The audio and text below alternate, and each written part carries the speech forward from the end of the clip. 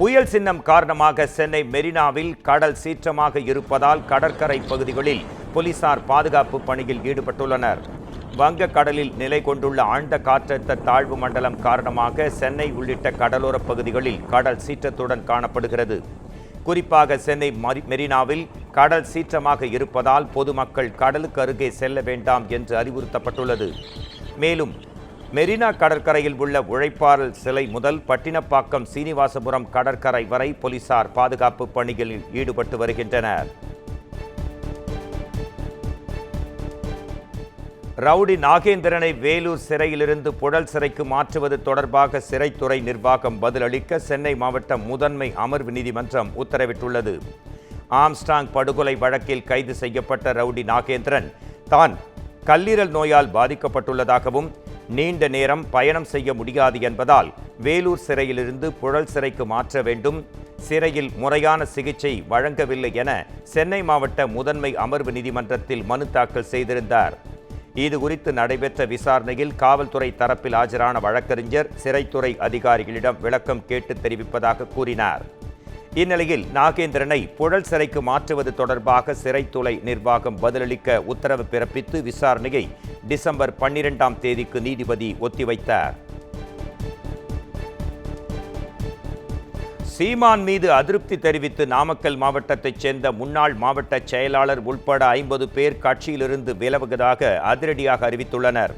கட்சியில் தங்களுக்கு மரியாதை இல்லை என்றும் கட்சியின் முக்கிய நோக்கத்தை சிதைக்கும் வகையில் ரஜினியை சந்தித்த பின்னர் மதவாதத்தை ஆதரிக்கும் போக்கில் சீமான் பேசி வருவதாகவும் முன்னாள் மாவட்ட செயலாளரும் வழக்கறிஞருமான வினோத்குமார் குற்றம் சாட்டியுள்ளார். எனவே அக்கட்சியிலிருந்து 50 பேருடன் விலகுவதாகவும் அவர் அதிரடியாக அறிவித்துள்ளார். கட்சி எந்த நோக்கத்துக்காக ஆரம்பிச்சதோ அந்த நோக்கத்தை தாண்டி போயிட்டு இருக்கு. நம்ம தலைமைக்கு எவ்வளோ தூரம் சொல்லியும் அதை யாரும் செவிமடுத்து எதுவுமே கொண்டு போகல. நம்ம இவ்வளோ நாளாக பொருளாதார உதவி செஞ்சு கட்சியில் பணம் நிறையா செலவு பண்ணி பொதுக்கூட்டம், ஆர்ப்பாட்டம், போராட்டம் எல்லாமே செஞ்சு கட்சியை 15 வருஷமாக வளர்த்துக்கிட்டு இருந்தோம். இவ்வளோ நாள் இது பண்ணியும் இனிமேட்டு தலைமையில் எந்த ஒரு மரியாதையும் இதுவும் இல்லை, சுயமரியாதை இல்லை. பிடிச்சா இருங்க, இல்லைன்னா விலகி போங்க அப்படிங்கிற மாதிரி சொல்கிறதுனால நாங்கள் நான் உட்பட மகளிர் பாசறை, மாணவர் பாசறை, இளைஞர் பாசறை செயலாளர் ஆகியோர் அனைவரும் நாம் தமிழர் கட்சியிலிருந்து இன்றிலிருந்து விலகுகிறோம். கட்சி எந்த தமிழக வெற்றி கழகத்தின் மாநாட்டில் உயிரிழந்தோரின் குடும்பங்களுக்கு அக்கட்சியின் தலைவர் விஜய் தலா 2 லட்சம் ரூபாய் முதல் 5 லட்சம் ரூபாய் வரை நிதி உதவி வழங்கினார். தமிழக வெற்றி கழகத்தின் முதல் மாநாடு விழுப்புரம் மாவட்டம் விக்கிரவாண்டியில் கடந்த அக்டோபர் மாதம் பிரம்மாண்டமான முறையில் நடைபெற்றது. இந்த மாநாட்டிற்கு பங்கேற்க வரும்போதும் செல்லும் போதும் 6 பேர் விபத்தில் சிக்கி உயிரிழந்தனர். இதனையடுத்து 6 பேர் தம்மிடையே இல்லை என்ற செய்தி அதிர்ச்சியும் வேதனை அளிப்பதாகவும் இத்துயரிலிருந்து வெளிவர இயலாமல் தன் மனம் தவிப்பதாகவும் விஜய் இரங்கல் தெரிவித்திருந்தார்.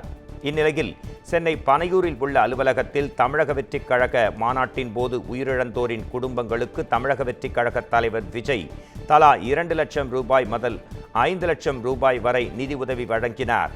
இந்த நிகழ்ச்சி பொது நிகழ்ச்சியாக இல்லாமல் யாருக்கும் தெரியாமல் தனிப்பட்ட நிகழ்ச்சியாக நடத்தப்பட்டதாக தகவல் வெளியாகியுள்ளது. இந்திய இறையாண்மைக்கு எதிராக பேசியதாக நாம் தமிழர் கட்சியின் ஒருங்கிணைப்பாளர் சீமானுக்கு எதிரான வழக்கை விரைவாக விசாரித்து முடிக்க வேண்டும் என சென்னை உயர்நீதிமன்றம் உத்தரவிட்டுள்ளது. கடந்த 2010ஆம் ஆண்டு சென்னையில் நடைபெற்ற கண்டன ஆர்ப்பாட்டத்தில் நாம் தமிழர் கட்சியின் ஒருங்கிணைப்பாளர் சீமான் இந்திய இறையாண்மைக்கு எதிராக பேசியதாக வழக்கு பதிவு செய்யப்பட்டது. இந்த வழக்கை ரத்து செய்ய கோரி சென்னை உயர்நீதிமன்றத்தில் கடந்த 2021ஆம் ஆண்டு சீமான் வழக்கு தொடுத்தார். இந்நிலையில் நடைபெற்ற வழக்கு விசாரணையில் 13 சாட்சிகள் விசாரணை முடிவடைந்திருப்பதாகவும் எனவே வழக்கை ரத்து செய்யக்கூடாது என்றும் காவல்துறை தரப்பில் தெரிவிக்கப்பட்டது. பின்னர் சாட்சிகள் விசாரணை தொடங்கிவிட்டதால் வழக்கை திரும்பப் பெறுவதாக நாம் தமிழர் கட்சி சார்பிலும் கூறப்பட்டது. அதனை பதிவு செய்து கொண்ட நீதிபதிகள் வழக்கை திரும்பப் பெற அனுமதித்த நிலையில் வழக்கை விரைவாக விசாரித்து முடிக்க வேண்டும் என்று உத்தரவிட்டுள்ளனர். விருதுநகர் மாவட்டம் சிவகாசியில் நடைபெற்ற மாநகராட்சி மன்ற கூட்டத்தில் மேயரின் கணவர் ஒருமையில் தரக்குறைவாக பேசுவது 6வது வார்டு திமுக பெண் பாமன்ற உறுப்பினர் ஸ்ரீனிகா குற்றம் சாட்டினார். தனது வார்டில் உள்ள பிரச்சனைகளை தீர்க்கவில்லை என்றும் இதுகுறித்து கேட்டபோது தான் அதிமுகவிலிருந்து வந்தவன் என்பதால் மேயர் சங்கீதாவின் கணவர் அநாகரிகமாக பேசியதாகவும் ஆவேசமடைந்தார். இதற்கு மாநகராட்சி ஆணையாளர் பதில் கூற வேண்டும் என்றும் அவர் கோரிக்கை விடுத்தார். இதேபோல் 21வது வார்டு திமுக பெண் கவுன்சிலரும் தனது வார்டில் 3 ஆண்டுகளாக எந்த பணியும் நடைபெறவில்லை என்று கூறி மேயர் முன்பு தர்ணாவில் ஈடுபட்டார்.